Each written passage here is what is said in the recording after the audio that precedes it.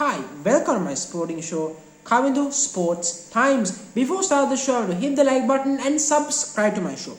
Today on the show, we're going to talk about the teams who did well, the journey of the teams who made it for the semi-finals, and the teams who did not but deserve to make it, and the teams who did not deserve at all go to the semi-finals. So now let's get started. Let's talk about the teams who deserve to go. Teams like Australia, England, and New Zealand, and Pakistan, they deserve to go through. Pakistan have won all of their group stage games in their group, including a historic win against India. Pakistan won the game against India by 10 wickets and including a strong victory against New Zealand. And combined with that, with the other victories in the group, Pakistan clean swept its group. Now, in the past, you don't use words calm and composed and planned with Pakistan. Pakistan is always unplanned, aggressive. Sometimes I might go even stupid sometimes. But no, this new Pakistan team is legendary. This team has to be taken seriously, and I believe that they have the ability to beat Australia in the semi-finals. I think they do. Babar Azam, Mohammad Rizwan, Shoaib Malik, few players to mention. All of them have performed exceptionally and brilliantly in this tournament. And Pakistan bowling, Shaheen Shah Afridi and Rauf, the fast bowlers. The Pakistan batting, bowling, even their fast bowlers have worked. The only weak link is Hassan Ali, who could be targeted by Australia. Especially David Warner could target him. Apart from that, there is not any weakness for Pakistan going in for the semi-finals, to be fairly honest on that notion. Then moving on from that, let's talk about England's journey. To be honest, England had a flawless journey, and I would say England was flawless, except for the loss against South Africa. But it was a high-scoring match, high-scoring surface, so I would say England lost the game, but to be fair, England played well in a chase of nearly 190. So that's a very good chase from England, which they could not complete, but it showed that if England didn't lose early wickets, England could have done the job, and they done fairly well. England have played very well. England have worked over their mistakes that they did in the 2016 tournament, and to be really fair, they deserve to win this tournament. They really, really do. But they have their weakness. With Jason Roy now having an injury, it's safe to say England will be under pressure. And combined with the loss against South Africa, you're going to see an English team that will want to do fairly well in the semi-finals. They will want to. Otherwise, it's certainly going to be a problem for England. Because, let's be clear, otherwise England become a cliche like India, who just can't win an ICC tournament since 2015. They just can't win one. They keep saying they were number one team, but they are not certainly when it matters. That's a fact. But moving on from England, let's talk about the teams. Let's talk about New Zealand, a team that's very quiet, gentlemen. I call them gentlemen. Kane Williamson, great gentleman and a great team. They have quietly done their things right. They won their games quietly. They lost against Pakistan. Since then, they have made up for those losses incredibly well. That's why New Zealand is in the semi-final. They knocked India and Afghanistan out of the tournament, which is, let's be honest, it's no surprise why that has happened.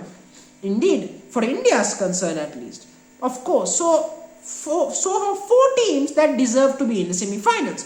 England, New Zealand, Australia and Pakistan deserved indeed. But let's talk about teams who performed brilliantly but did not have the luck at all. They had the luck against them.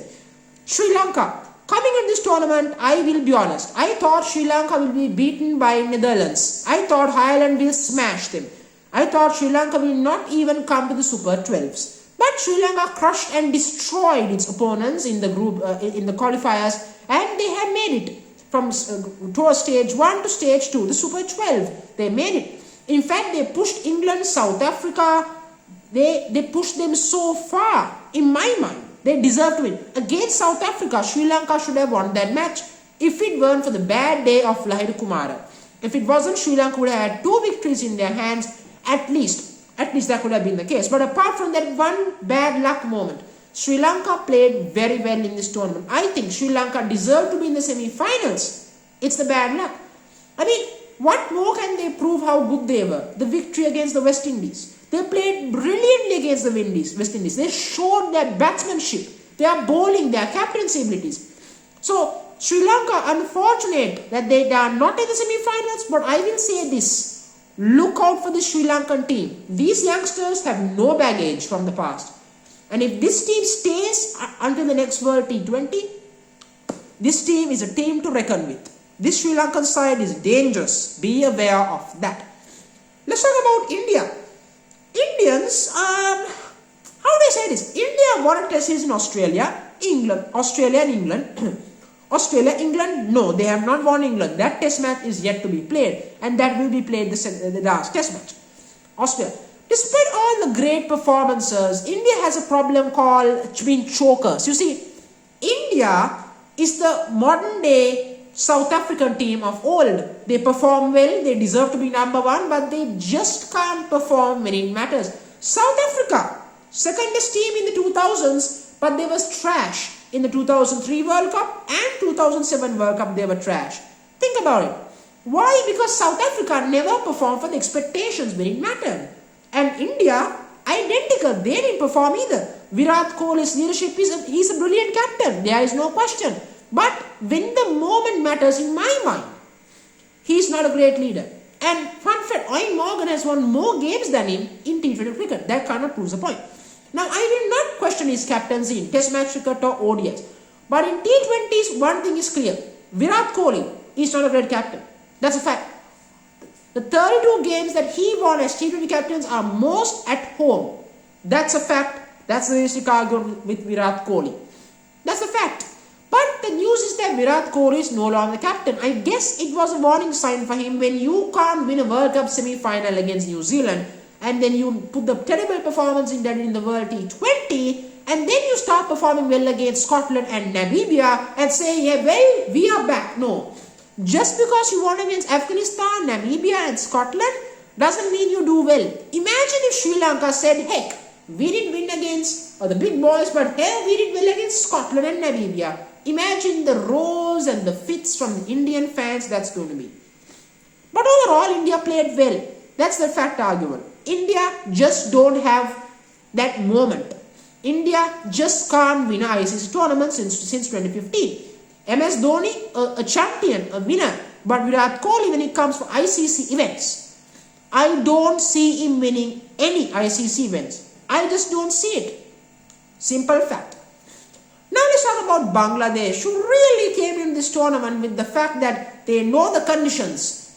No, Bangladesh were terrible. They were disastrous. They were knocked out cheaply many times in the Super 12s. In fact, that makes me think, why did everyone thought Sri Lanka was not good enough in the tournament at the beginning? Of course, there's no time machines to say how bad Bangladesh could perform, but the realistic fact is Bangladesh team is not good in T20s. It's been proven again and again. They win games in Bangladesh by making turner services, by making turners. Okay? They do. And when it comes to World T20 or ICC event, they fail like a pack of cards would do. They fail. And that's why Bangladesh are, for me, the biggest losers of the tournament. No question about that. The West Indies. For me, I am sad, but also not so surprised. Now, I will be honest. I had once thought that the West Indies were the favorites to win the tournament. But to be fair, later on as the tournament came closer and closer, I realized that the West Indies team lacked three things. Lack of rotational strike, lack of high quality fast bowlers in T20 cricket. Third, the batsmen just too aggressive. They had no switch. There was no neutralism in their batting. And that's a fact with West Indies. And in fact, the West Indies pretty much did it. But to be fair though, West Indies, after their victory against Bangladesh, they looked a strong win. They were back in form, and in fact they could have challenged Sri Lanka. But Sri Lanka did beat West Indies in a very big margin, proving that the Sri Lankans probably had a better team than West Indies would have. And that's something great to know. If you're a Sri Lankan fan, if you're West Indies, if you're Karen Pollard, this is the fact. They had experience. Dwayne Bravo, Chris Gale, you had all. You can have names. If they can't perform when it matters, then there is a problem. But I'm being too harsh. This is a West Indian group of players who have 2 World T20 titles. So they are champions. No matter their legacy in the tournament, for me, this West Indian team will always be the team that was once the best World T20 team, the world's best T20 team ever. That's the fact. On this notion, I'm going to end this video. Thank you very much.